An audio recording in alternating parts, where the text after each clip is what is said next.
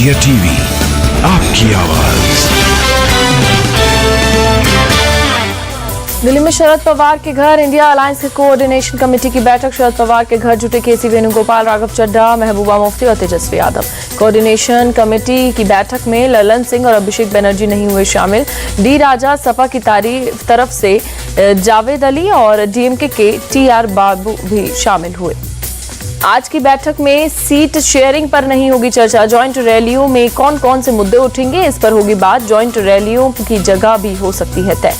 सीटों का बंटवारा मुश्किल नहीं है, कैंपेन कैसे होगा, रैली कहां होगी, इस पर फोकस। आरजेडी सांसद मनोज झा का बयान। इंडिया अलायंस की बैठक पर बीजेपी का निशाना। संबित पात्रा बोले, सीट शेयरिंग या कैंपेन पर मीटिंग नहीं, इनका एकमात्र उद्देश्य हिंदू धर्म को खत्म करना। बीजेपी सांसद सुशील मोदी ने इंडिया अलायंस की कोऑर्डिनेशन कमेटी को बताया कमजोर। कहा, अलायंस में हर कोई पीएम बनना चाहता है। पटना में आरजेडी और बीजेपी में पोस्टर वॉर और ब्लॉक ब्रिज की दीवारों पर लिखे एक दूसरे के खिलाफ नारे।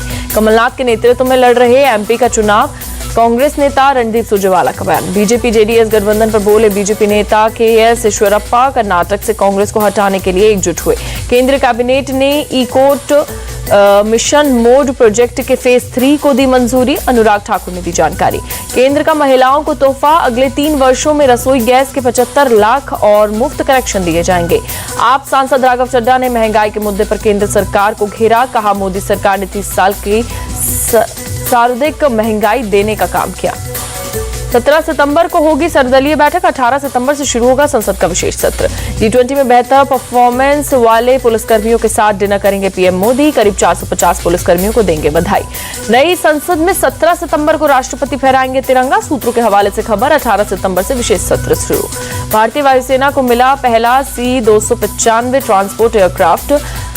भारत लाने से पहले वायुसेना प्रमुख ने किया निरीक्षण। स्पेन से उड़ान भरने के बाद वडोदरा एयरपोर्ट पर लैंड करेगा C-295। बीच में माल्टा, इजिप्ट और बहरीन भी रुकेगा। एयरक्राफ्ट रिसीव करने के बाद बोले वायुसेना प्रमुख वीआर चौधरी, एक नए युग की होगी शुरुआत। केंद्रीय सड़क परिवहन मंत्री नितिन गडकरी का बड़ा ऐलान। कारों में 6 एयरबैग नहीं होंगे अनिवार्य। शिवसेना विधायकों की अयोग्यता पर कल से सुनवाई। विधानसभा स्पीकर नार्वेकर सुनेंगे दलीलें। आईएफएस अधिकारी गोपाल बागले होंगे ऑस्ट्रेलिया में अगले हाई कमिश्नर। अभी श्रीलंका में उच्चायुक्त है बागले। सुप्रीम कोर्ट से बीजेपी सांसद मनोज तिवारी को झटका। दिल्ली में पटाखा बैन के खिलाफ दायर की गई थी याचिका। आजम खान के जौहर ट्रस्ट के सभी 9 ट्रस्टी के ठिकानों पर raid. SP MLA Nasir Khan पर भी छापा। बीजेपी विधायक की शिकायत पर कार्रवाई। आईटी रेड पर अखिलेश का तंज। कहा, सरकार जितनी कमजोर होगी विपक्ष पर छापे पड़ते जाएंगे। विभाग को कार्रवाई का अधिकार, भ्रष्टाचार कर बच नहीं सकते लोग। यूपी के डिप्टी सीएम केशव प्रसाद मौर्य का बयान। कपिल सिब्बल ने बीजेपी को घेरा। कहा, घोषी हारे तो आजम खान पर छापा। कोऑर्डिनेशन कमेटी की बैठक के दिन अभिषेक को नोटिस। राजस्थान में जल जीवन मिशन घोटाले के 2 आरोपियों पर एक्शन। 9.5 किलो से ज्यादा गोल्ड बरामद। हिमाचल कांग्रेस चीफ प्रतिभा सिंह ने पार्टी के सभी सांसदों को लिखा पत्र। हिमाचल त्रासदी पर पीएम से मुलाकात करने को कहा। आज फिर ईओडब्ल्यू के सामने पेश हुई पूर्व मेयर किशोरी पेडनेकर। कोविड घोटाले में सवाल जवाब। जयराम रमेश की अडानी के कथित मेगा स्कैम पर मांग। कहा, संसद के नए भवन में जेपीसी की घोषणा करे पीएम मोदी। एमपी दौरे पर यूपी के सीएम योगी। उज्जैन के महाकालेश्वर मंदिर में दर्शन कर पूजा अर्चना की।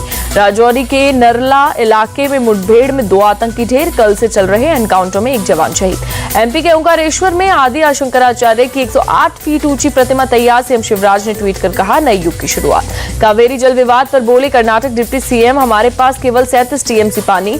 पिछले 2 महीने से सूखे का कर रहे हैं सामना।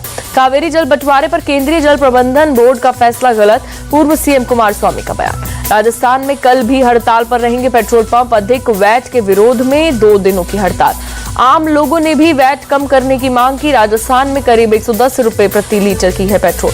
देहरादून में एसडीजी अचीवर पुरस्कार कार्यक्रम। सीएम धामी ने कहा, पहले कुछ समूहों के लिए बनती थी सरकारी योजनाएं।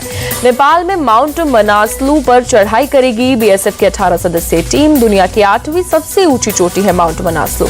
कोटा में फिर एक स्टूडेंट ने किया सुसाइड। रांची की रहने वाली ऋचा सिंह ने गले में फंदा लगाकर जान दी। कोटा में छात्र के सुसाइड पर बोले मंत्री खाचरियावास। कोचिंग संस्थाओं के खिलाफ होगी कार्रवाई। राजस्थान के भरतपुर में दर्दनाक हादसा। खड़ी बस से टकराया ट्रेलर। 12 की मौत। पीएम ने हादसे पर दुख जताया।